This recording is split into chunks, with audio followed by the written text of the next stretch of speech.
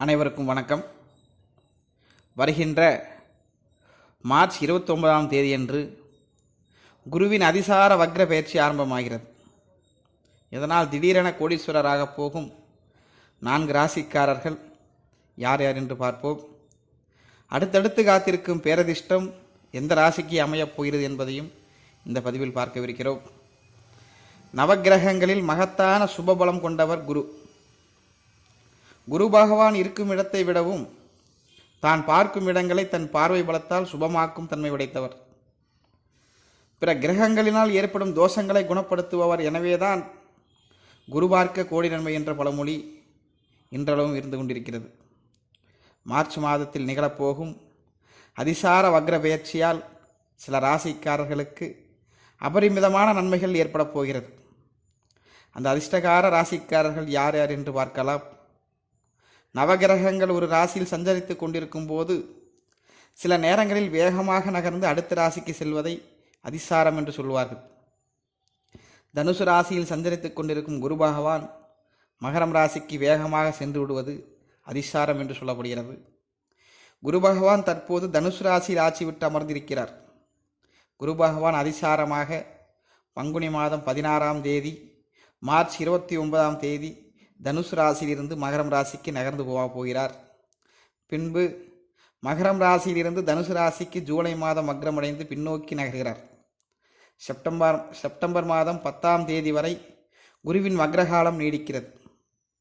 இதே குரு பகவான் பின்னர் நேர்கதியில் தனுசு ராசியிலிருந்து மகரம் ராசிக்கு இந்த ஆண்டு நவம்பர் 20ஆம் தேதி இடப்பெயர்ச்சி அடையப் போகிறார்.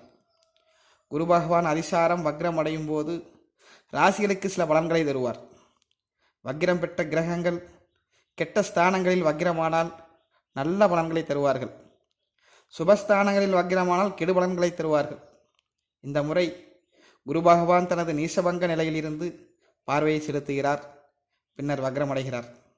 குருவின் சஞ்சாரம் மற்றும் பார்வையால் ரிஷபம், கடகம், கன்னி, மகரம் ராசிக்காரர்களுக்கு அபரிமிதமான நன்மைகளும் அதிர்ஷ்டமும் ஏற்பட போகிறது. மார்ச் 29ஆம் தேதிக்கு மேல் குரு பகவான் தனது சுபத்துவமான பார்வையால் திடீர் அதிர்ஷ்டசாலியாக மாற்றுவார். லாட்டரி மூலமும் பங்கு சந்தை புதையல் கிடைக்க செய்வதன் மூலமும் சாதாரண நிலையில் இருக்கும் ஒருவரை கோடீஸ்வரராக மாற்றுவார். இந்த அதிசார குரு பெயர்ச்சியால் ஓராண்டு காலத்தில் நடக்கப் போகும் பலன்கள் ஒரு மாதத்திலே கிடைக்கும். குரு சஞ்சரிக்கும் மகரம் ராசிக்கும் குரு பார்வை வரப்போகும் ரிஷபம், கடகம், கன்னி ராசிக்காரர்களுக்கும் கோடீஸ்வரராக உயரப்போகிறார்கள் மார்ச் 29ஆம் தேதிக்கு மேல். இதில் மகரம் ராசிக்கு என்று பார்க்கும் பொழுது பொதுவாகவே குரு நின்ற இடம் பால் என்பார்கள். ஆனால் குரு பகவான் இம்முறை மகரம் ராசியில் நீசம் பெற்று அமரப் போகிறார். ஆனால் கூடவே சனி பகவான் மகரம் ராசியில் ஆட்சி விட்டு சஞ்சரிக்கிறார். உச்சம் பெற்ற செவ்வாய் பகவான் சஞ்சரிப்பதால் கோடீஸ்வர யோகம் மகரம் ராசிக்கு தேடி வரப்போகிறது. உங்களுக்கு கடவுளின் அருள் பரிபூர்ணமாக கிடைக்கப் போகிறது.